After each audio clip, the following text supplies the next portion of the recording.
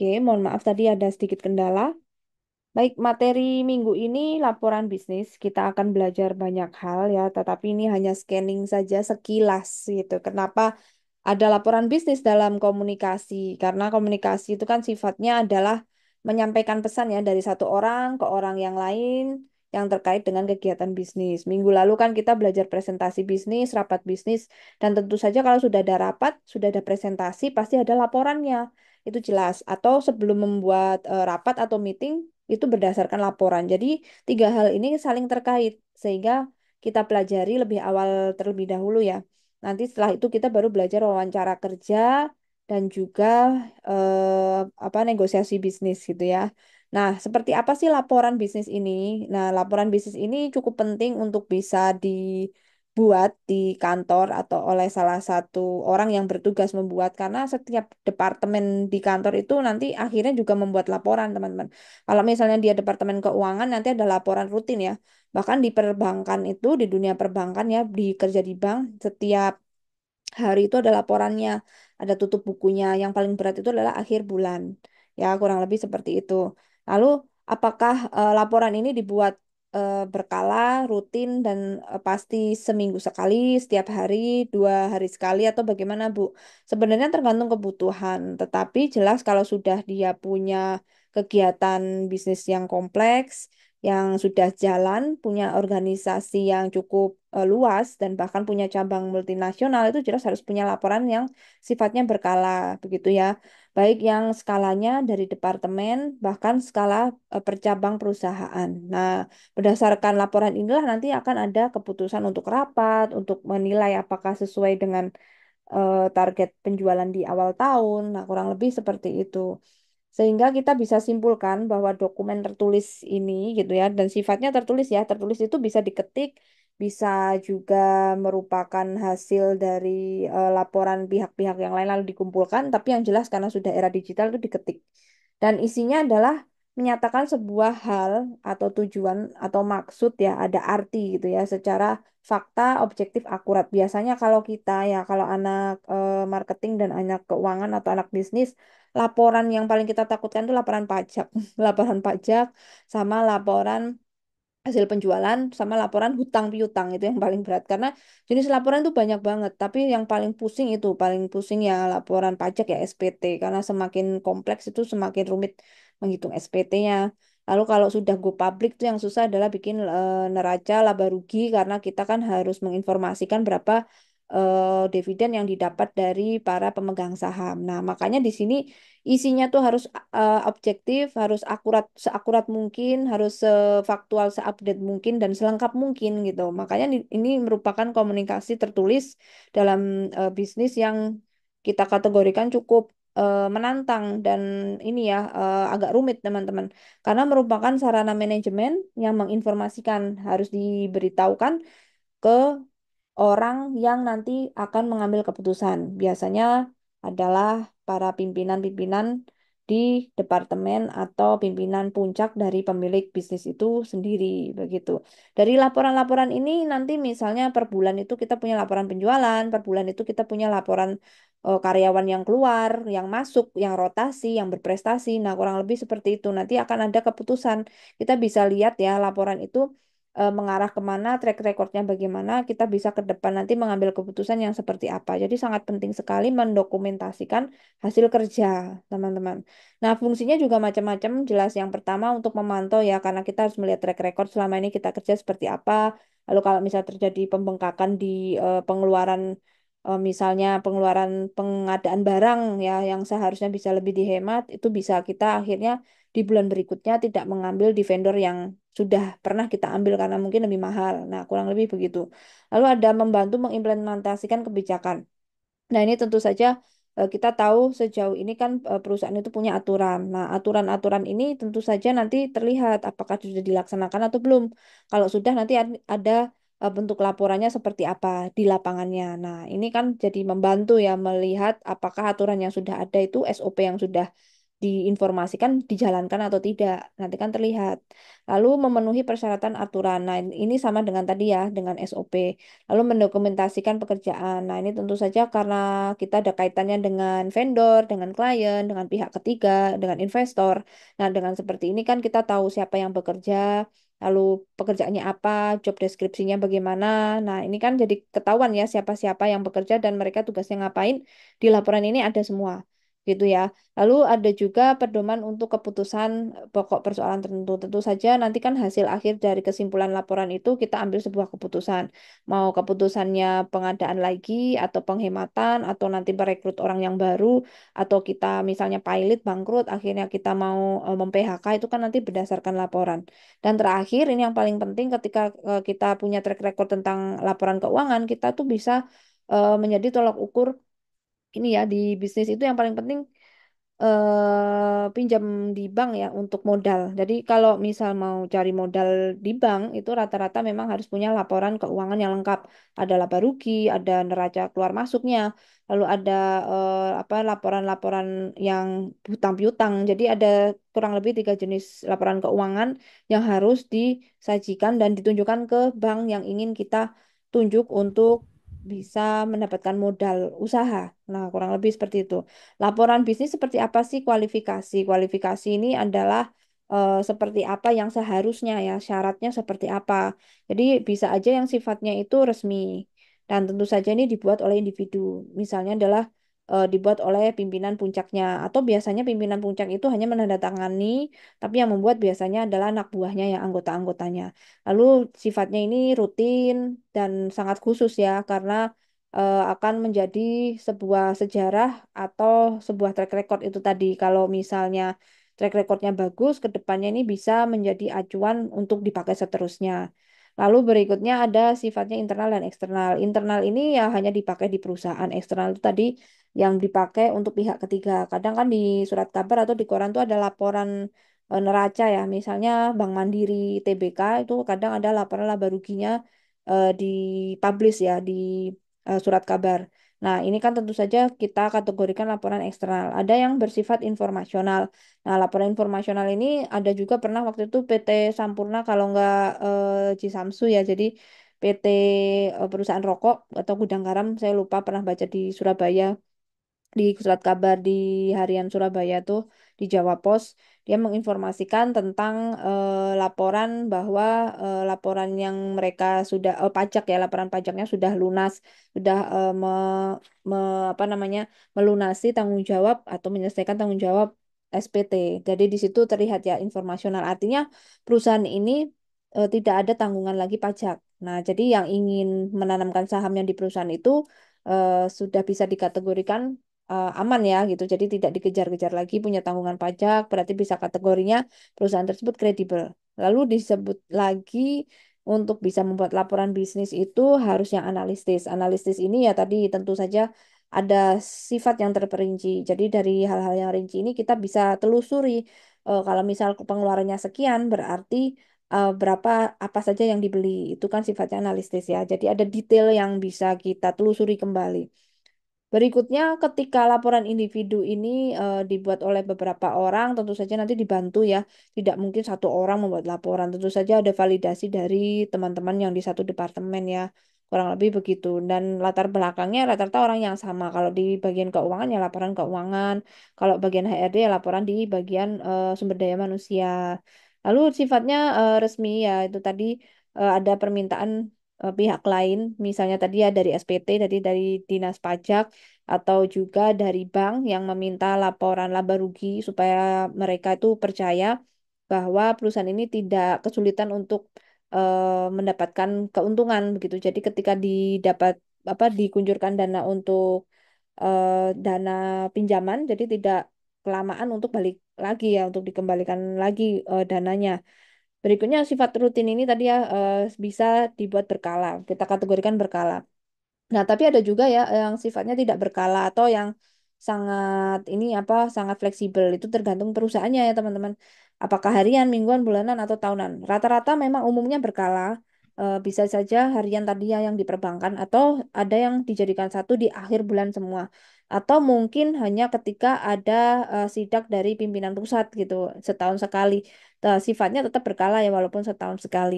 Tapi ada nggak menurut kalian yang hanya ketika diminta? Nah, ini biasanya kalau seperti itu agak repot ya. Jadi lebih baik memang berkala supaya satu tertib, lalu yang kedua bisa menjadi acuan untuk pengambilan keputusan yang lebih strategis lagi.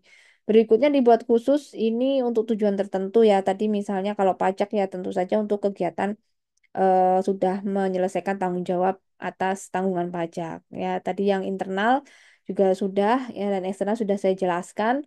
Untuk informasional ini tadi untuk pemantauan ya teman-teman atau juga pengendalian dan ada juga kebijakan-kebijakan yang lainnya ada di perusahaan. Jadi semua laporan itu harus mengacu pada aturan. Saya pernah juga mendapatkan tugas ya teman-teman membuat laporan ini apa namanya laporan penelitian dan itu kita harus melihat apa namanya format dari LPPM-nya ya atau kita sebut dengan acuan yang dipakai di universitas dan di pusat di kementerian. Jadi formatnya sudah baku, jadi kita ikuti bagaimana fontnya, bagaimana untuk penyusunan anggarannya. Nah, ini disebut dengan penerapan kebijakan dan sistem. Nah, sistem ini ada aturan-aturan yang memang harus ditaati ya teman-teman. Berikutnya ini harus juga ada perkembangan bisnis. Jadi kita jadi tahu karena bisnis ini kan sifatnya dinamis, apakah mengalami penurunan atau stagnan, itu terlihat dari laporan. Jadi kenapa disebut berkala, lebih baik dibuat berkala. Jadi kalau misal terjadi hal-hal yang tidak diinginkan, itu bisa cepat diketahui ya, karena ini bentuknya seperti memotret atau ibaratnya seperti CCTV-nya dalam sebuah operasional bisnis. Begitu. Ada laporan yang jenisnya pemantauan. Nah, ini dia kalau pemantauan itu ada yang sifatnya laporan perencanaan. Jadi mau dilakukan berapa bulan ke depan itu disebut perencanaan. Jadi belum belum belum terlaksana ya. Jadi kita kategorikan sebagai pedoman kerja.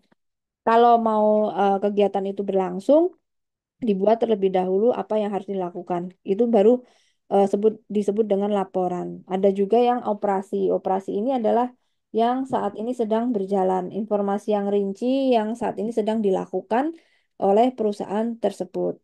Ya, lalu ada juga aktivitas perseorangan, misalnya tadi kunjungan penjualan, seminar, dan lain sebagainya. Laporan tuh bentuknya banyak banget teman-teman, sangat beragam, sangat-sangat beragam ya. Kalau misal yang paling tenar dan terkenal itu biasanya tentang keuangannya.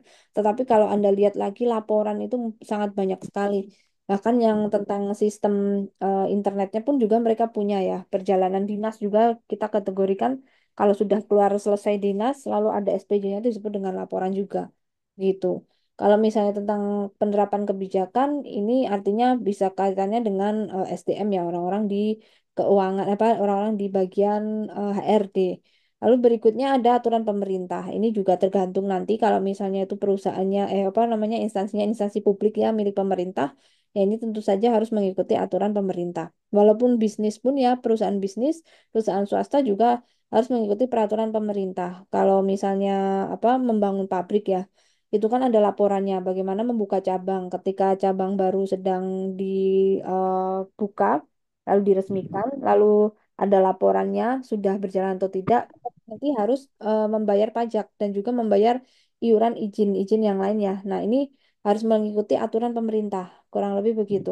Lalu ada laporan dokumentasi masih sama. Nah, ini sifatnya analitis. Analitis ini laporan yang kaitannya dengan angka. Nah, ini yang paling rumit ya. Biasanya riset pasar tuh bentuknya juga angka ya, teman-teman. Riset pasar ini banyak yang hasil survei atau hasil penelitian-penelitian di lapangan. Pernah adik saya ini diminta untuk meriset orang-orang yang ada di airport ya, di Bandara Juanda dengan yang di Bandara di Jakarta di Soekarno-Hatta. Jadi ditempatkan dua tenan gitu untuk para pengunjung yang naik pesawat ya mereka dikasih kuesioner minta menjawab beberapa pertanyaan yang tujuannya adalah mensurvei orang-orang ini tentang persepsi membeli apartemen gitu. Karena kebetulan kan ada di konstruksi ya, pekerjaannya di konstruksi yang di bagian ini ya properti. Jadi kita ingin melihat bagaimana tanggapan orang-orang tentang hunian yang bersifat di apartemen bukan di rumah. Nah, setelah jadi lalu dilakukan uji hipotesis ya menggunakan SEM dan sebagainya. keluarlah hasil. Nah, di sini mereka harus membuat laporan dan dipresentasikan ya tentang persepsi orang-orang ini. Nah, ini disebut dengan riset pasar. Apakah orang-orang ini tadi yang sudah diberikan kuesioner itu punya kecenderungan ingin beli rumah di apartemen atau tidak?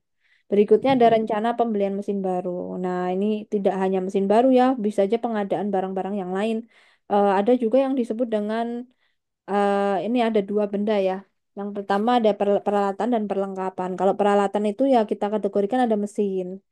Kalau perlengkapan itu yang kecil-kecil ya, seperti meja atau yang bahan habis pakai lah, tepungnya gitu ya, airnya itu perlengkapan.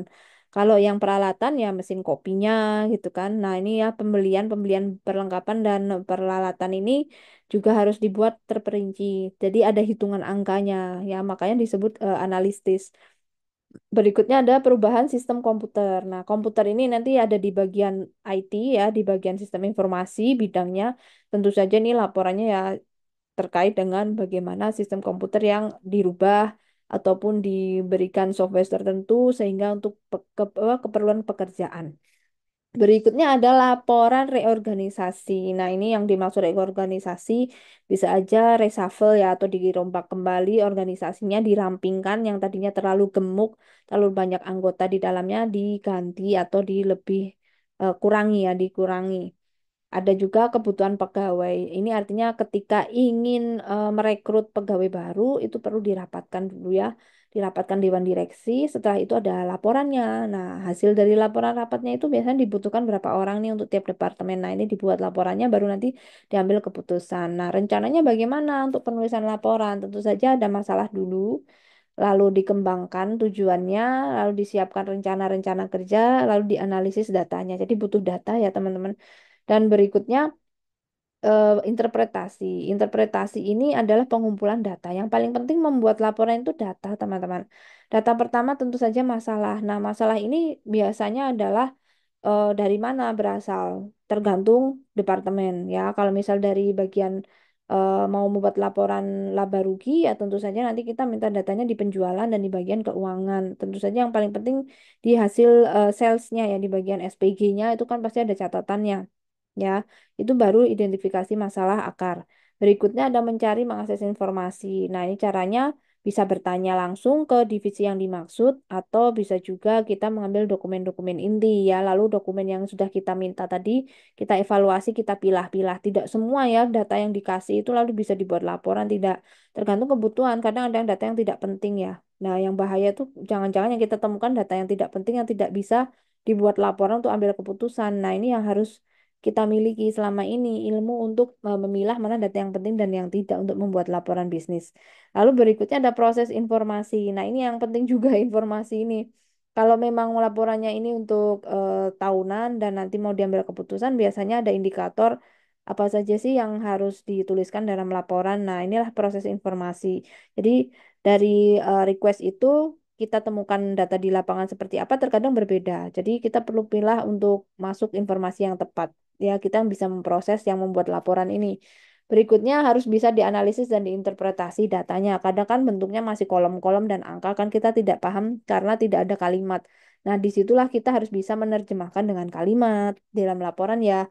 Ada yang kita minta ya kita dibuat kita kadang disuruh membuat laporan evaluasi gitu kinerja universitas. Itu kan semua perwakilan fakultas berapa dosen itu disuruh membuat, teman-teman.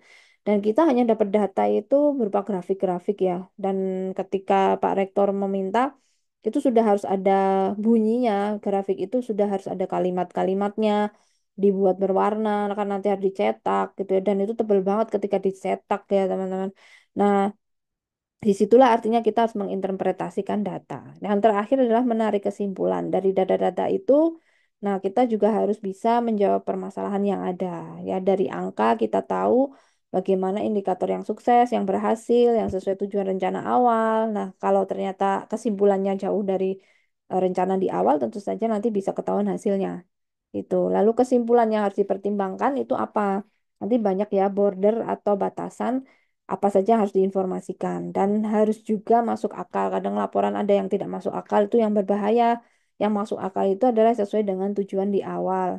Lalu berikutnya, bagaimana cara menyusun laporan? Laporan itu harus ringkas. Ringkas ini artinya singkat, padat. Bukan berarti sangat singkat itu sedikit sekali, itu tidak. Tetapi dia bentuknya padat ya. Padat itu semua informasi ada tetapi tidak bertele-tele. Karena ini merupakan komunikasi perusahaan yang seperti CCTV atau memonitor sebagaimana keperjalanan dari sebuah operasional usaha. Nah, ada juga yang sifatnya 5 halaman, tapi kalau ini tergantung ya mana perusahaannya. Kalau sifat 5 ini biasanya ya perusahaan kecil saja sih yang sifatnya UMKM ya, apa masih CV. Kalau sudah PT Go Public sih lebih lebih dari 5 halaman. Nah, sifatnya ini mudah dipahami yang paling utama ya, dan mudah diberikan respon atau kita mengerti apa yang ada dituliskan di situ. Lalu elemennya apa saja sih di laporan yang sangat ringkas ini? Tentu saja ada tujuannya dan juga membuat apa ya menggelitik atau bisa mengambil keputusan pada akhirnya para pimpinan puncak ini ketika diberikan sebuah laporan gitu. Dan tentu saja ada resumnya atau ringkasannya di awal, tetapi ini jarang ya tergantung. Lalu ada pokok permasalahan inti gitu ya. Kalau misalnya ini laporan evaluasi kinerja karyawan ya tentu saja ada di situ tentang kinerja apa dulu misalnya kalau penjualan, kalau kinerja di bagian SDM. Jadi ada indikatornya ya. Lalu direkomendasikan seperti apa sih sarannya sebaiknya ketika laporan sudah ada, baru nanti diharapkan ke depannya keputusan yang diambil itu bagaimana ya. Lalu yang dimaksud ringkas itu apa? Ada juga disebut dengan kata pengantar. Nah, ini cara menyusunnya tentu saja dengan cara melihat topik dan sebagainya. Lalu waktunya kapan gitu ya, supaya kita bisa mengkategorikan padat.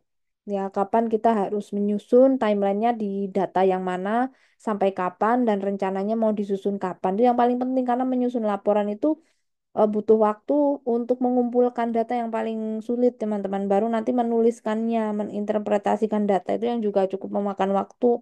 Belum nanti diminta segera untuk dijilid, aduh itu lebih rumit lagi. Jadi ketika diminta laporan harus deadline 1 bulan, itu cepat-cepat turun ke lapangan cari data gitu ya. Nah, data ini harus terkait dengan permasalahan, ada informasi-informasi penting gitu ya. Dan pastikan ini bisa dibuat untuk pengambilan keputusan oleh pimpinan begitu, teman-teman. Nah, ada juga bagian badan laporan atau inti dari laporan ya. Isinya ya masalah dan solusi, lalu berupa grafik yang menginformasikan solusi-solusi atau masalah-masalah, dan terakhir kita bagian kesimpulan. Nah, kesimpulan ini adalah bagaimana nanti pada akhirnya semua ringkasan itu berakhir di paragraf paling ujung ya, paling akhir. Dan kalau bisa kalimatnya itu harus mengundang apa ya, sebuah solusi dari para pimpinan puncak yang diberikan laporan begitu. Nah, ini apa saja isi dari laporan ya kurang lebih seperti ini ya teman-teman, ada halaman judul, rangkuman, daftar isi, kerangka, metode, fakta analisis, kesimpulan, rekomendasi. Tapi ini sangat template, jadi bisa ini bisa yang lain ya tergantung perusahaannya ya. Oke, kurang lebih seperti itu ya teman-teman. Oke, itu saja yang bisa saya jelaskan untuk hari ini. Apakah ada pertanyaan? Udah selesai sih. Gitu ya teman-teman. Nah, di sini ada pertanyaan ya. Ikhtisar laporan singkat seperti apa? Perbedaan laporan informasi dan analisis bagaimana? Jelaskan fungsi laporan bisnis, jelaskan persyaratan penampilan laporan bisnis. Oke, ini sangat bisa untuk belajar gitu ya. Saya informasikan untuk tugasnya terlebih dahulu. Silakan teman-teman memperhatikan di Google Classroom untuk presensi ya. Oke, ini sudah di calling-calling. Oke, silakan teman-teman untuk presensi minggu ini ya untuk klik hadir di Kamis 14 November. 35 anak sudah, ada yang izin. 17 anak belum presensi. Ya, bisa terlihat di layar. Oke, sekarang teman-teman untuk bisa ke Google Classroom dan masuk ke bagian tugas. Di sini ada nomor 2. Tuh ya, ada pertanyaan di sini ya, teman-teman. Ada yang sudah menjawab. Oke, ada pertanyaan di sini. Teman-teman bisa lihat pertanyaannya. Oke. Apakah laporan bisnis harus dibuat secara berkala? Mengapa harus dibuat berkala gitu ya? Jelaskan secara singkat dan berikan contohnya. Langsung saja komen di sini ya, teman-teman. Nah, nanti kalau sudah komen, tidak perlu diberikan nama atau NIM karena sudah ketahuan ya nanti ini sudah ada yang menjawab. Mega dan siapa nih? Mega dan Sapna ya. Sap, ya, ya. Jadi tidak perlu teman-teman menuliskan nama dan NIM karena sudah terrecord. Oke, ya. Ada yang sudah menjawab dua anak ya, Mega. Oke, terima kasih. Dan yang lain 49 silakan untuk segera menjawab pertanyaan ya, boleh. Ada yang mau ditanyakan dulu? Kira-kira? Mohon maaf. Sebentar.